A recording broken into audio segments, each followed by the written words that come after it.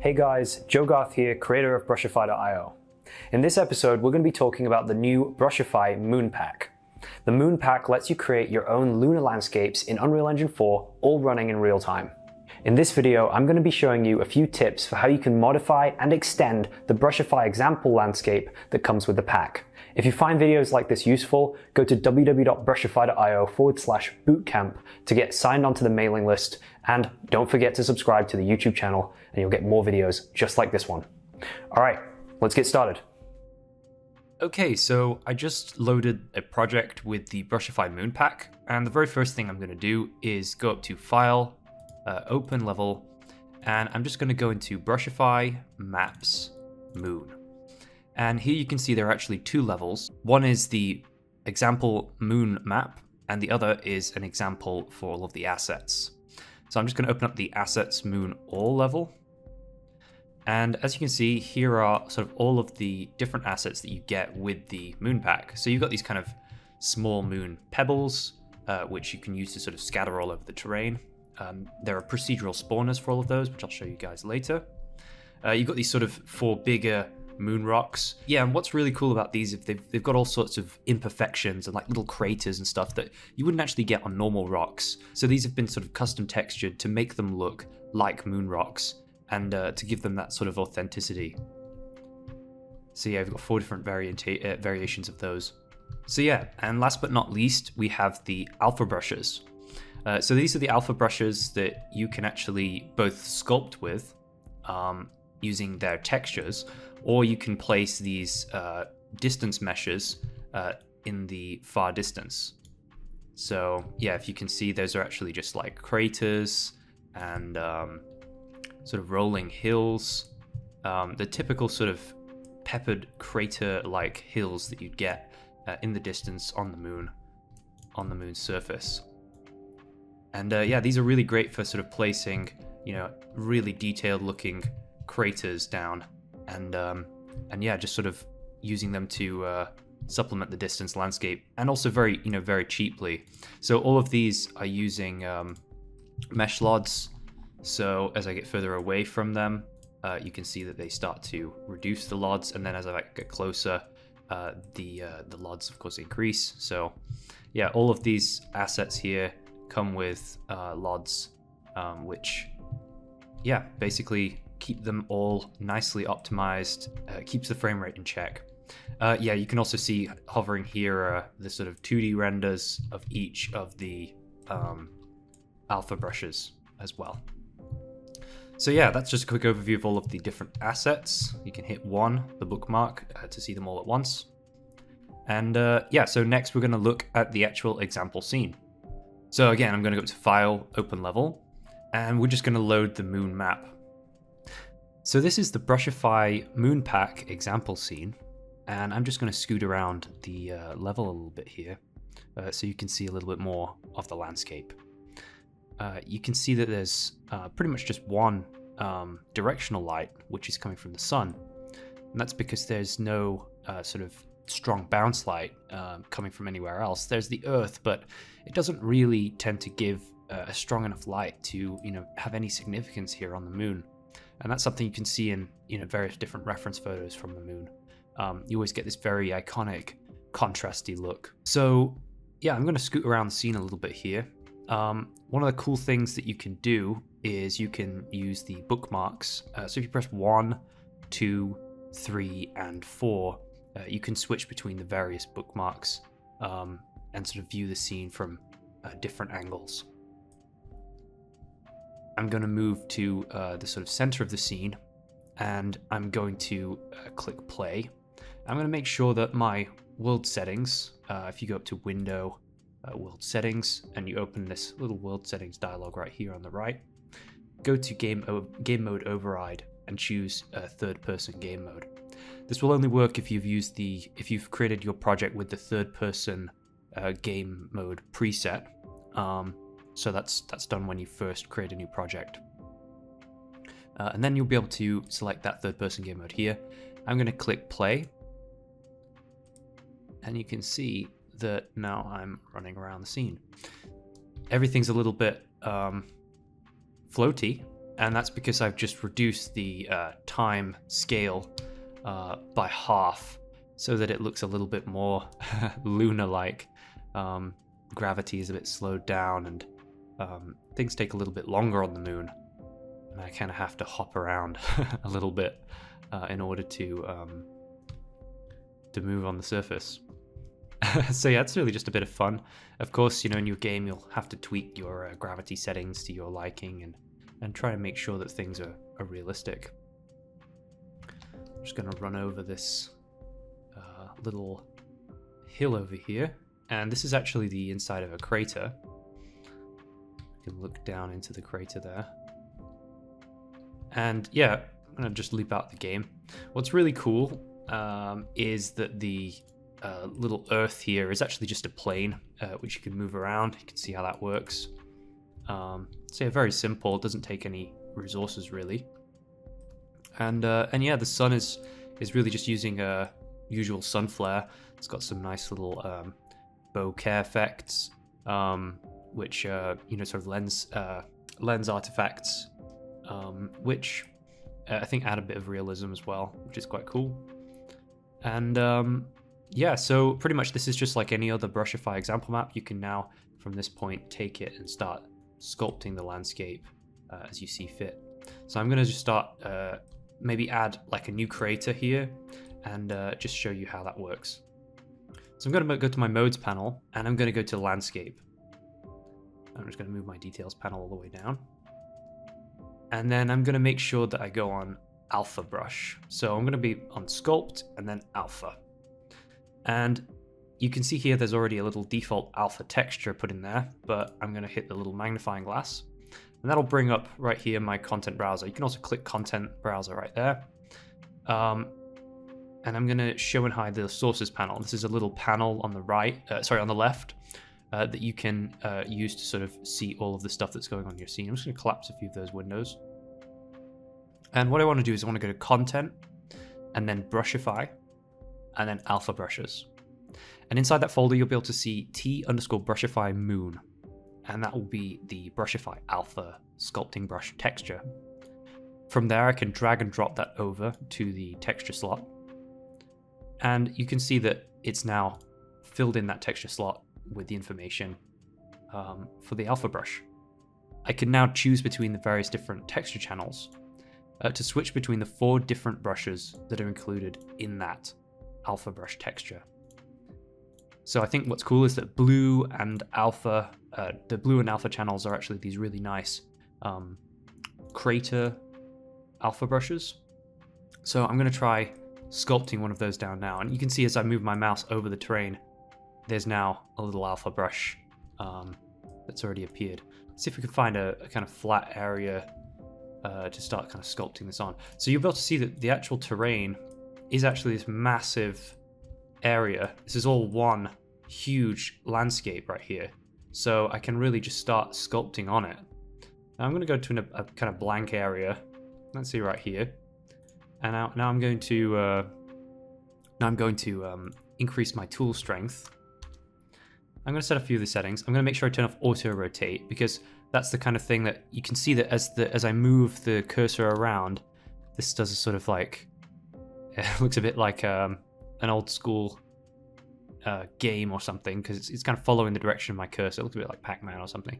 But we don't want that usually. We want to actually control the rotation ourselves. So I'm going to untick auto rotate. And now you can see it's always one rotation. And I can change the rotation here. You can see it rotating right there. But as I change the texture rotation, that's also rotating. So yeah, you can change that to whichever direction you want. And the other thing I'm going to do is I'm going to increase the brush size. So you'll notice that as you go all the way down to the bottom and all the way down to the top, the maximum you can get is 8. But that's actually not true. You can actually just type, if you type 99999 and hit enter, it will then max out to the largest size. And you can see the actual largest size is 65,000. That's actually a little bit too much for me, so I'm going to try 20,000. And now we've got kind of reasonable sized crater. Now if I hit sculpt, you can see it's actually made a nice little indent crater in the terrain. But what you can also do is you can use the clay brush And I think this usually gives slightly smoother results, so use clay brush. And now we have a nice little new crater. And the great thing is, of course, this is Brushify, so we can just hit play. And well, go a bit closer to the ground because we've actually made this massive crater now. But now we can already go and run all the way to that crater and run around in our new crater. Oh wow, it takes a while to get there on the moon. Got to do the kangaroo hopping just like the astronauts did. This is a really fast way to create new landscape details. And of course you could then make, you know, a slightly smaller crater. I could use that again. So I can make like an additional little crater. I can increase the strength, so if I'm not happy with the strength, I can change the brush that I use. So if I switch to the blue brush, the blue channel, it'll change the brush. And I'm just gonna click once here. And yeah, you can see it made a little extra one. Let's see if I can change it so that it's even more powerful. Yeah, nice big brush. Let's try 6. It's all just a matter of kind of tweaking the values and trying to find ones that look good. I usually like this when there's a crater, either in a crater or a crater, you know, a crater on the side of a crater, something like that. You know, I love that where you can have like a little bit more extra detail. It just adds something really cool. And yeah, so that's usually great. And then of course, you know, you'd go on to the usual thing, which would be like, you know, to try and smooth out any issues or, you know, stuff with it. So if you get like anything like this, where you see like some little smoothing issues, that you can take the tool strength down on the smoothing brush, and you can just smooth out those little issues there until they're gone. And you can actually do that on the entire map as well. So yeah.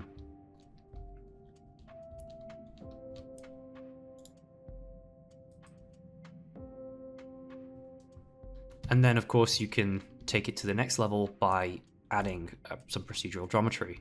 And I've already got these sort of procedural spawners set up in the Brushify example scene.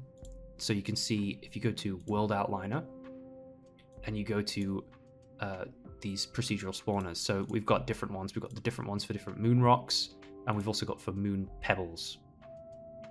And if we come down here on the details panel, we can see that the foliage spawner that's set on each of these procedural spawners is there for pebbles, therefore it's their moon rocks large. So those are actually set, and then there's a little button here, resimulate, and you can click that in order to simulate. I've actually got a tutorial on procedural generation, which I can link to right now in the video.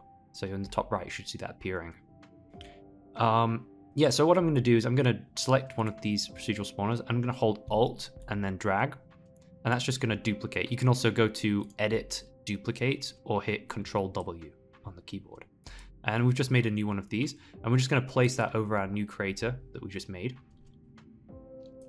And I think I'm going to adjust the size a little bit. So if we come down here, you can change the brush shape settings. And I'm just going to change the brush shape settings so they're a little bit overlaid on that. So now we should be in a good situation where we can click Resimulate. And as you can see, it's now added all of these sort of complicated rock details to our landscape. And it really means that we don't have to actually do very much manual dress-up work ourselves, because quite a lot of this stuff has been done for us. Of course, there'll be a few little areas of the terrain you want to really, you know, make sure you polish. Like if you ever get some stepping like this, yeah, you should go in there and smooth that stuff out. But in general, you can get very far by just smoothing out the smaller details on a large scale. So usually what I do is actually just take my brush size up, take my tool strength down, make sure I set filter kernel radius to 1, and then go on detail smooth and take this all the way down, and then click a couple of times. You should be able to see the terrain start to smooth itself out a little bit. And the objective here is to try to get it so that the terrain itself isn't necessarily call it, yeah, the terrain itself isn't really using all of that detail. It isn't really providing all that detail, but the texture itself is providing more of the detail. So yeah, let's have a little run around here. So yeah, that's how you create a sort of new area on the landscape. We can scoot around this as well. You've also got quite a few of these larger moon rocks. So if we go to Brushify, Meshes, Moon, and you've got 4 different moon rocks. You've also got the 3 different pebbles as well. So let's just try adding one of these moon rocks in. So run down there to where we placed it. And these are actually quite large. You can, of course, scale them up, scale them down a little bit. And these are great for sort of creating like little, I would say like bluffs, you know, these sort of supplements to the terrain that give it a little bit more detail. These are also perfect for placing, you know, if you would want to make the inside of a crater a little bit more detailed. They're sort of perfect for just placing on the inside of craters. And this comes down to sort of like your typical movie set dressing. You know, you're really just placing rocks where you feel like they're going to add more detail and try and find a kind of balance between what will provide more detail and where the detail is necessary, or where, you know, maybe a lack of detail is necessary. You know, sometimes it's not great to have an entirely super detailed landscape. You know, so some parts of the landscape you have to let the sort of eye rest. There has to be an area where you know, things just chill out and smooth out. Okay, so I'm just going to put this at the top of there. But yeah, you can see how with a bit of smart placement you can really get some good results and some extra detail. And you know, the main thing is to only really place the largest rocks manually and let the smaller rocks get placed procedurally. And that way you can build large scenes extremely rapidly. So that's really just me placing like 4 rocks, and now you can see already that we've got a more convincing little scene here. And of course you can take this to the next level by really painting in like very detailed rocks. You can go into the foliage painting menu, and you've also got, as well, you know, as well as these big rocks, you can also paint down the little procedural pebbles. So if you just choose, make sure you go on everything and deselect everything first, and then just select the moonrock pebbles. Just use Control and select, and then tick those. And the next thing you can do is just paint down little rocks. Make sure that the ground slope angle is zeroed out on the minimum so that they will basically paint anywhere. And with the scale, you can really just play with the values. So I'm going to reduce the value of the the scale to 0.2 and to a maximum of 0.5. And that should now mean that I'm getting very small rocks appearing rather than really big ones. So usually what I do with these is, you know, I'll get an area like this where you can see that there's like not very much detail at the edges. And maybe I'll increase the size a little bit, but you just basically paint down some little details at all the edges of objects to kind of break up lines. We can increase the density and decrease the brush size to really give it some more. So it's really like on the corners, anywhere where there looks like a very harsh transition. I want to break up that transition a little bit, and you can see the difference. You know, it really makes it more detailed. Like here, for instance, okay, if I delete all those pebbles, you can see that there's a very hard line here between that rock and there's that shadow there. So it's like, I want to add more detail. I want to break up that shadow. I want to add some more little shadowed areas there. And you know, if I increase the scale here and actually paint that on the edges, you know, maybe I could even break it up even more by just having a couple of little rocks. What's also cool is that the rocks, you can also get them to spawn on top of the existing geometry, and that's just by this little tick box, static meshes. So you can just tick it if it spawns on the top of static meshes or not. So if you want it to spawn on top of them, that'll work. Or if you don't want it to happen, just untick that, and then you'll see now they'll spawn underneath on the actual landscape below.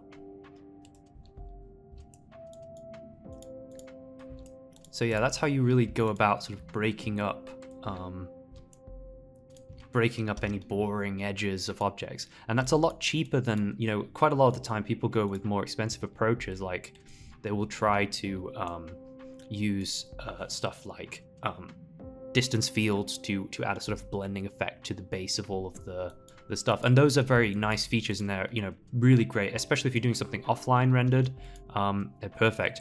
But, you know, if you are trying to get if you're doing sort of like an MMO game or a very rapid first-person shooter where you want to get every single frame out of the game, it's often better to try to, you know, use little tricks instead, you know, aesthetic, artistic tricks, you know, instead, to try to get the most out of the frame rate. And yeah, here you can see we've kind of created this like more convincing looking side of this crater. Let's just try and play that. And of course, you know, not every game is going to have that amount of attention to detail. You won't be able to spend all of the same amount of time that I just spent on a little area like this. But yeah, it all depends on your game. You know, it's definitely possible. Hand painting, of course, is going to give you better results than procedural generation. But the fact that you can just procedurally generate whole areas, and, you know, all of this wasn't some area that I had, you know, spent hours on. This was literally generated in 10 seconds. So with smart settings in the algorithm, you can definitely get really, really good results. So yeah, that's a very quick overview of what's possible with this. Yeah, how you can basically build and sort of supplement on this large Brushify example map landscape that you get with the Brushify Moon Pack. So yeah, I hope you guys found this useful. And if you want to pick up the Moon Pack, it's available now on the Unreal Engine Marketplace. So if you're doing a moon style level in Unreal Engine 4 and you want to see sort of, you know, if you want a quick way to get that done and just want to get some assets and have a scene that's already made with all of the lighting in place and all of the shaders done for you, then yeah, pick up the pack and you're basically good to go. So thanks a lot, guys. If you want more tutorials like this, or if you want to check out all the other Brushify packs, go to www.brushify.io. And if you want to check out the Brushify Bootcamp, which is a series of tutorials that explain to you how you can use Brushify in conjunction with UE4 in order to create your own environments, just go to www.brushify.io/bootcamp. Thanks a lot, guys, and I'll catch you next time. Cheers.